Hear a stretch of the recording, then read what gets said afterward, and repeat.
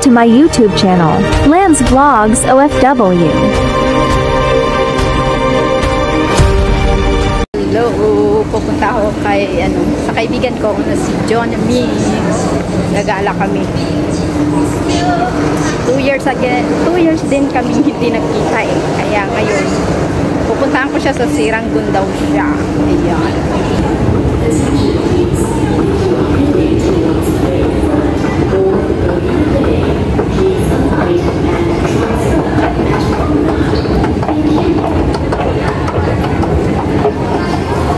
Hello guys, welcome back to my YouTube channel. For today vlog, off ko po. Andito kami sa Siranggun. Nag-meet kami ng kaibigan ko at nakita-kita naman kami. Si Ate Leia, si Rose, yung best friend ko na si Jonami, and si Ate Lynn. Lynn ba yun? Yung bagong, matagal na namin yung kaibigan pero ngayon lang naman kami ulit nagkita-kita, mga almost 3 years na nagkita-kita kami. Hindi naman sa plano sana akong gagala talaga, pero dahil nga yung best friend ko bumalik na dito sa sa Singapore, kaya yun nagkita kami at talagang pinuntahan ko siya dito sa Siranggun. Ayan Siranggun Center. Ayan, dito kami nakatambay, nakaupo dun sila sa gilid, kaya ako sabi ko magbablog muna ako, ikot-ikot lang ako saglit. Ayun, kaya eto, umiikot-ikot ako. May nag-gym.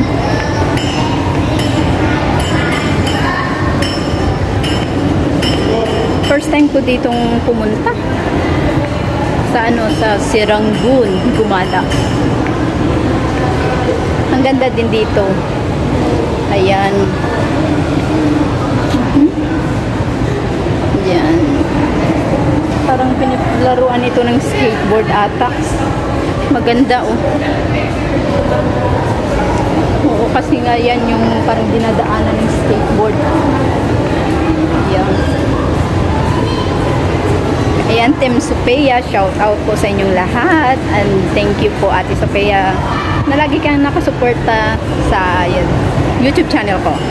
Ayan guys, sa mga hindi pa ay, sorry na, kitanay na kami. Dugay man, lapit 2 ka tuig. 2 ka tuig? Sa katuig na nga. May nagatulog. Ayan guys, sobrang init dito. Ayan, sobrang init talaga. Anong oras na ba? 3:30 na guys. Kaya maya-maya uuwi rin kami, pupunta kami ng Lucky Plaza. Bibili yun ng stress tab, yung yung best friend ko, kasi nga medyo siya stress dito sa Singapore na naman, kasi bumalik siya almost 1 year, magto 2 years din siya nasa Pinas. Kaya ngayon bumalik siya dito, parang stress. Katulad ko last time, very stressed din ako. Inaatake siya ng anxiety niya. Kaya yun, parang gusto niyang umuwi. Pero tapusin niya muna yung deduction niya, tapos uwi na daw siya sa Pinas. Sabi ko, itry mo lang hanggat kaya mo, itry mo. Pero pag hindi na talaga kaya, edi uwi na. Diba? Kasi ganun din ako last time. Sabi ko last time, pag hindi ko na talaga kaya, uwi ako. Pero nakaabot ako ng 1 year and 1 month. Ay, 2 months na ngayon. 2 months. Kaya ayun, sana matapos ko yung 2 years ko and then uwi muna ako. And then apply ako ulit. Kasi yung mga anak ko gustong-gusto na nila ako makita rin. Kasi magpa 5 years na hindi ako uwi. Bali next year, 5 years talaga hindi ako nakauwi. Kaya kailangan talagang umuwi rin ako kasi mga anak ko. Makin mo yun 5 years na hindi ka nakauwi. Sobrang miss na miss ka na ng mga anak mo. Miss ko rin sila.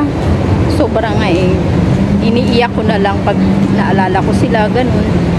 Pero no choice tayo, kailangan nating magtrabaho dito sa abroad para sa kanila kinabukasan, dahil ako lang nga mag-isa, wala na akong asawa, kaya kailangan ko talagang suportaran sila sa pag-aaral nila, mga gastusin nila sa pang-araw-araw. Eh, nag-aaral pa naman sila. Kailangan talaga marami pang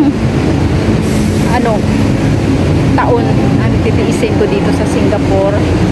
Pero may balak talaga akong mag-change country pag kapag naka-aral ako dito ng caregiver, talagang mag-change country ako, Canada ako. Ang plano ko talaga Canada kasi nga yung tita ko gusto niya akong kunin.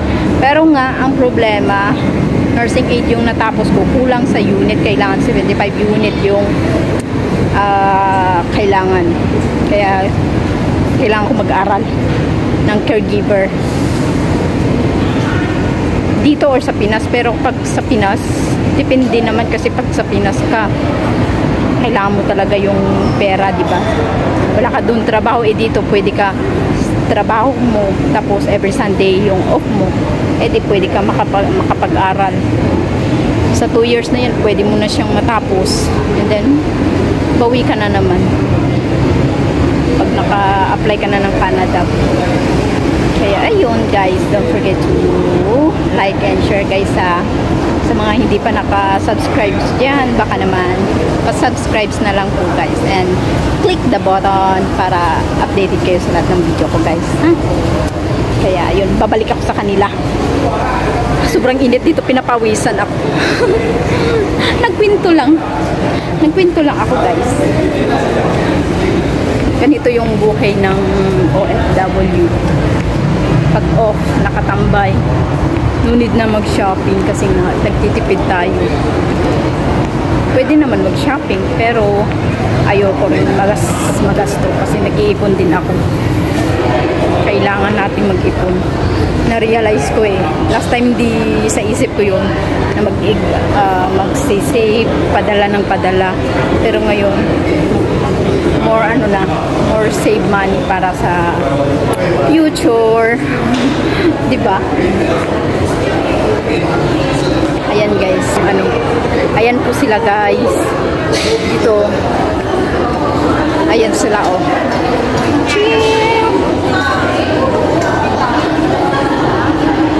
Chika!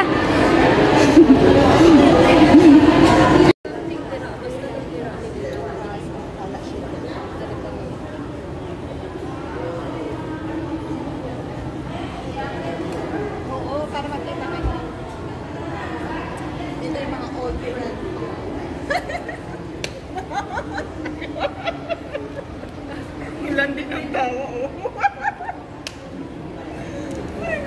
Uy, doon, may na doon. Nandun pa rin yung puno ng mangga. Yes. Oo, ang sarap. Ang sarap ko doon ginamara dati. Wala, ikaw nga madalang ako sa mangga. Sabi mo hindi. Ang sarap kaya yung parang Indian mango pa kaya yun. Doon ginamara? Oo, umakyat ako doon ni dati. Nakita ko pa sa picture. Oo. Hindi ako. Sarili ko doon Ayan guys, kakarating ko lang dito sa bahay. And dito na matatapos ang aking vlog for today and gala. And don't forget to like, share, and subscribe my YouTube channel guys. And dito na, bye-bye. See you next month again sa off ko. Pero wala ngayong amo ko, baka bukas lalabas din ako Monday. Gagala ako ulit. Punta ako ng Nubina. Kaya ayan guys. See you my next vlog and God bless everyone. Bye!